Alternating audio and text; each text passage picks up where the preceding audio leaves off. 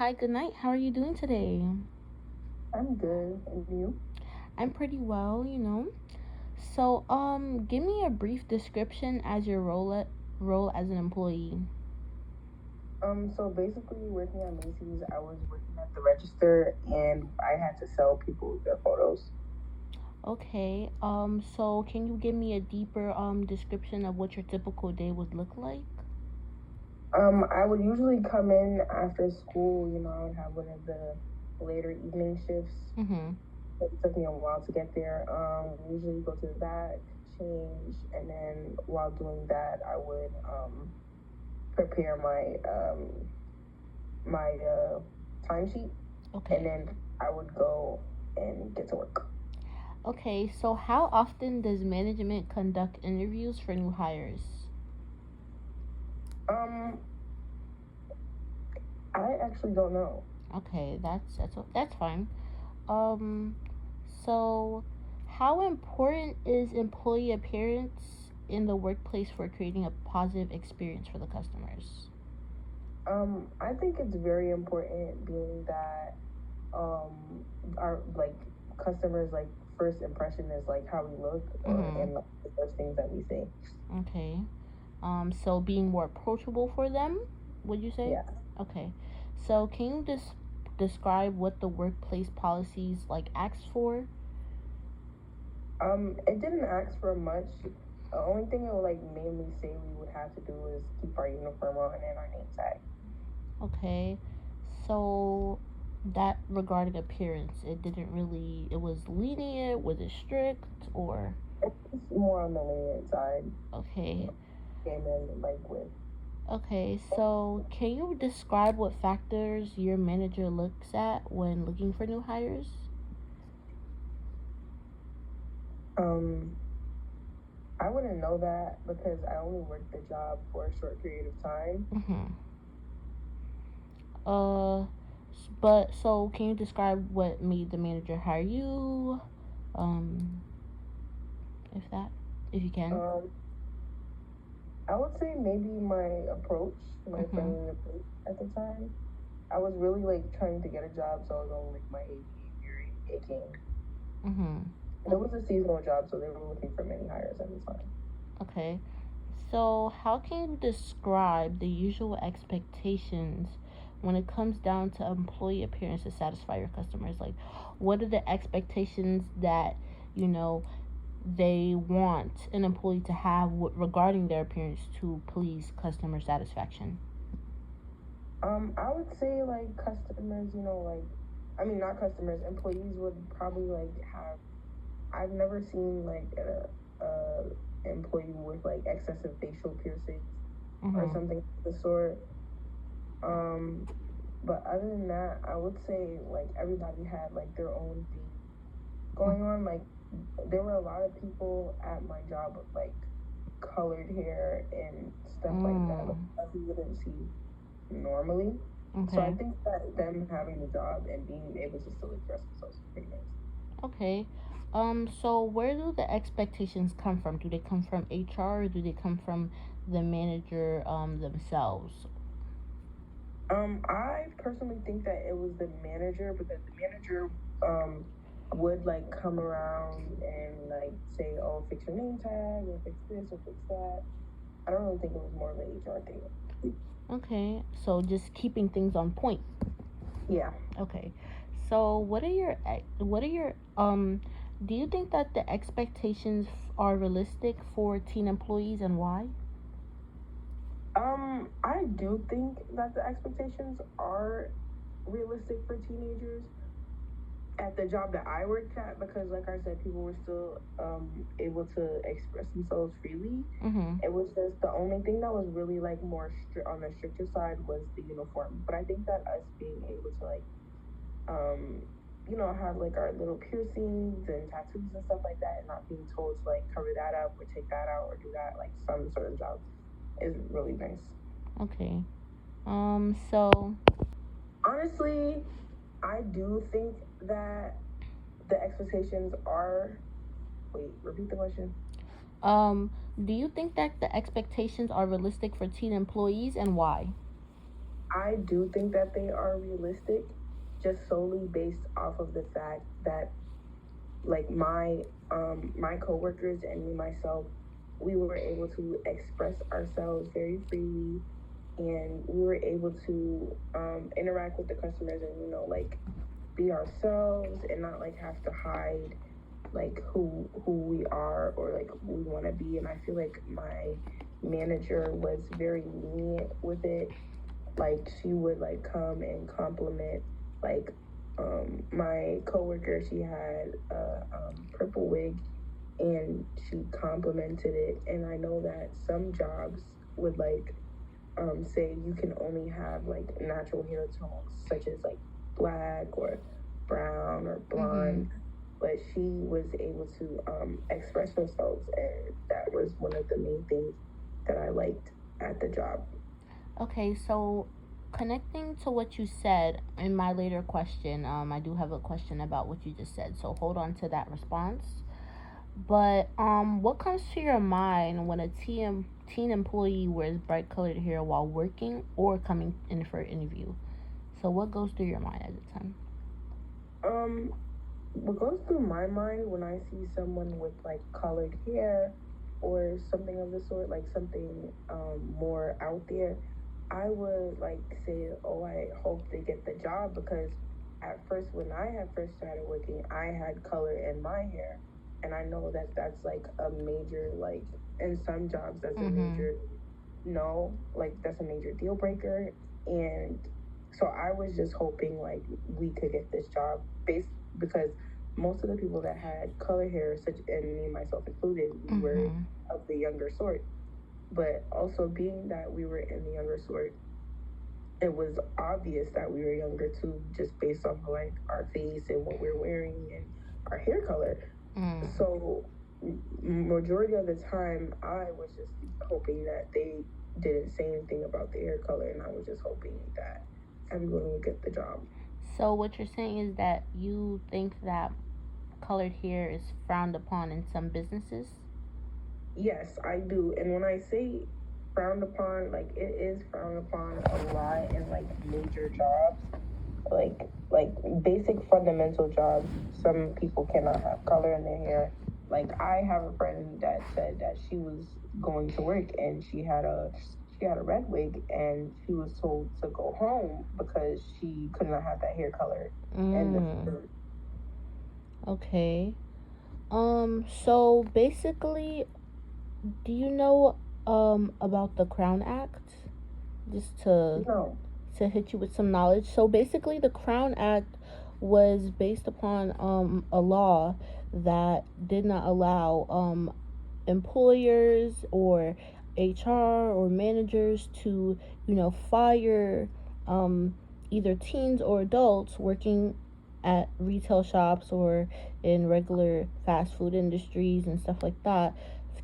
They can't fire them based off of their hair color and appearance, which is a major thing that used to happen. A lot of teens, especially teens, they did used to get sent home or either fired for what they used to do with their hair. So connecting back to what you just said about your friend being sent home that day for wearing that red colored hair, it's something that really shouldn't be allowed, and something that's still a continuous thing. You know what I'm saying? People are still frowned upon for what they for what their hair color is, for what their appearance looks like, for how many tattoos or piercings they have. So it's just something that like it's really not allowed. You can't basically show bias in the workplace. You know what I mean? So the next question is, has your reaction changed depending on the employee's responsibilities due to their hair color? No, not necessarily my reactions have changed, but I've seen like a lot of my coworkers get like a bit of a shift during wait. Repeat the question one more time. Has your reaction changed depending on an employee's responsibilities due to their hair color? What do you mean, like their responsibilities, like what they do during the day? Basically their day-to-day job, like what they do, If they're Mm. on the cashier, if they're working stock, if they're helping customer service, So that's what I mean by responsibilities. Um, Actually, I have seen one person's responsibility change. Like I said, I had a coworker with purple hair, and she went from the first day we were all working cashier, and then the next day, well, my hair was black, but I had like bits of blonde. Mm-hmm. And the next day, I was working cashier, and she was at the bottom stocking photos where she couldn't be seen. Um, Mm. so I think that was a major like change in her job because mainly cashiers are picked for the week. It goes by the week. You can Mm-hmm. either be cashier for 1 week or you can be a stalker for 1 week.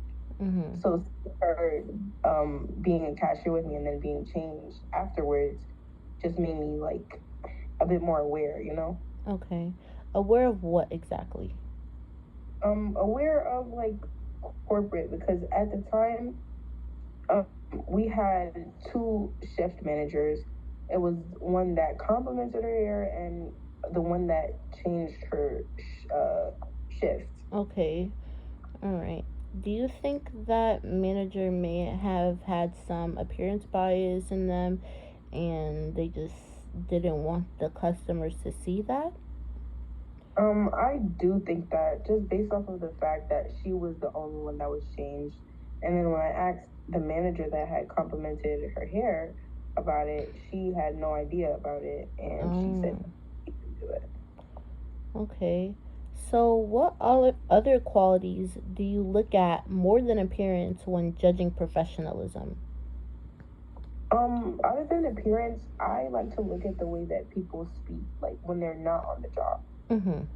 So, like, if, for example, someone's like being extremely rude in the workplace, or if someone is like really inconsiderate in the workplace, I take that up as like part of their character. Like, that's something Mm. that I see, like, that's something that I wouldn't want in my workplace. And then, because what if they treat the customers like that and Yeah, nobody wants to? definitely. That's definitely a deal breaker, I would say, Yeah. when looking at somebody's when judging them for professionalism to see how they carry themselves. So how do you define professionalism for the younger employees such as yourself? Professionalism for me, like I said before, like how they conduct themselves outside of the workplace, because sometimes like all actions aren't seen throughout the workplace. So Mm-hmm. like if they were to get off of shift and like be on their lunch break, wandering around the Macy's because some of us used to do that, and like potentially get into an argument with a customer, Mm-hmm. like just because they're not on the clock as of that moment. It's simple stuff like that, like would make me, yeah. Okay. So how big of a role does appearance play in that definition of a professionalism and why? I said that appearance plays a big role in, well, actually, no, appearance doesn't really play a big role for me personally, because just based off of the fact that anybody could look a certain way, but looks don't always define the person. Mm-hmm. Like someone can look like extremely rude or extremely mean, but can like be the nicest person ever, you know? And Mm-hmm. so like when determining things like that just based off of looks, it's not right to me because you don't know what a person is capable of or what they can do when they're giving like the light to shine in, you know? Okay. So what are your expectations of professionalism? Do your expectations of professionalism change due to the younger employee's age? Um, Not necessarily. I feel like with a bit of training and a bit of like guidance, everyone can reach like the level of professionalism they need Mm-hmm. to work like a small job like the one that I had. Like it wasn't that hard of a job to work. It just required like basic human decency and Mm-hmm. being that it was simple and easy to do, I really don't think that age comes into play nor appearance. Okay. Um so What are the current double standards between the appearances of teenagers and adults? Um, I would say that some double standards for teenagers and adults would be like majority more what I would say like age, because some people think that like age comes with experience, so people who are older get to do that while the people who are younger cannot do the same thing, you know? Mm. So what you're telling me is that like when it comes down to appearance for adults, it's more like they're more privileged, you would say. Yeah. So and when it comes down to teenagers in the workplace, they can't Are what? more What limited. can't they do? I would say they're more limited to like interacting with actual people. Like if they have something on or something that isn't approved of like by like the older people, they wouldn't be able to like communicate with people the same day. They would like either be stalking or doing something that doesn't require speaking to the customers. Okay. All right.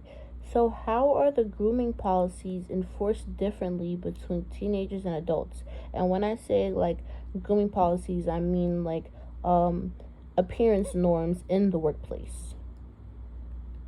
I would say that I've never seen like double standards between appearance norms between the two, but I would say that some people are more lenient with elders because when I was working at Macy's, there was this lady and she had like a bunch of facial piercings, but Mm-hmm. it was she was older. She was like in her 30s, 20s. Okay. Um, so when I seen that and I seen everyone else with like no facial piercings, I was like, oh, that's weird. And then I had asked one of the younger coworkers that I had made friends with, because I seen her putting her nose piercing back in, and it was the same manager that changed her shift told her that she couldn't have the nose piercing in while she was on cashier. Mm. Okay. So, like, so you're saying basically like teenagers they can't do what the adults do in the workplace basically coming from that hiring manager, that's how Yeah. you seen it. Okay, so what are the ratio of teens who aren't hired due to their appearance in your business? Say that one more time. What are the ratio of teenagers who are not hired due to their appearance in your establishment?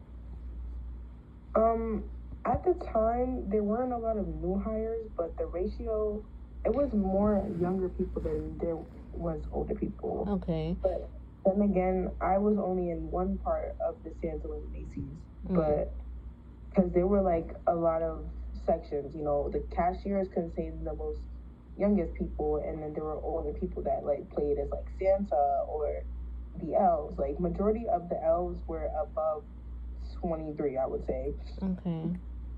So what you're saying is like did I'm asking you a question. Were most of the teens on the cashier, did they have piercings? Did they have colored hair? Did they have tattoos? Like, can you give me a description of what the appearance was for of them?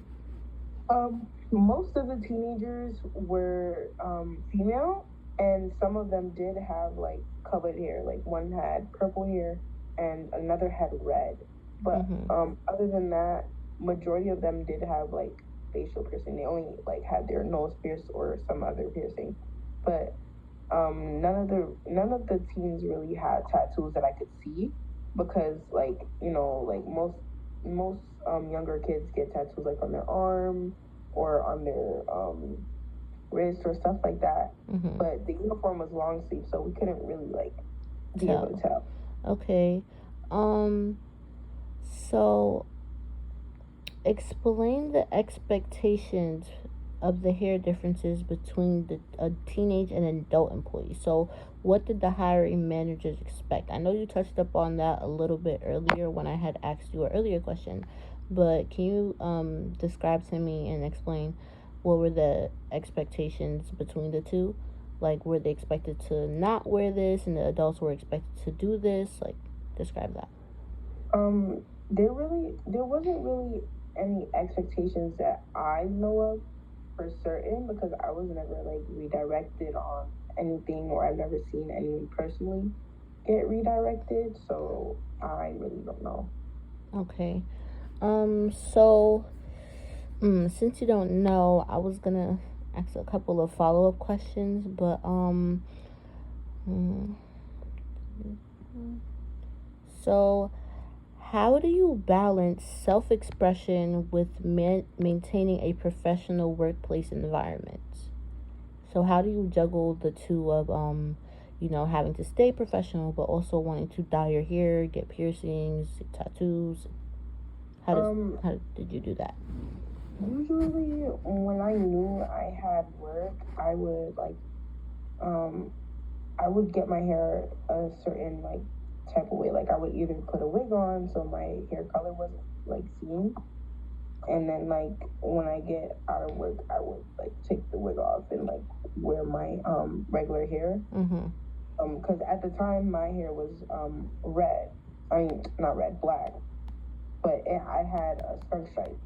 I had a skunk stripe Mm-hmm. of red in my hair, so I didn't want like to be judged or viewed in the workplace, so I usually wore a wig.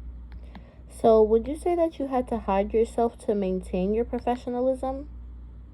For me, I would say so, just based off of the fact that I wanted to like keep an image of like being responsible and like more mature. Get it? Mm-hmm. Like most of the older people at the job have like normal hair colors, and you could tell like from based off of my coworkers that we were of the younger sort.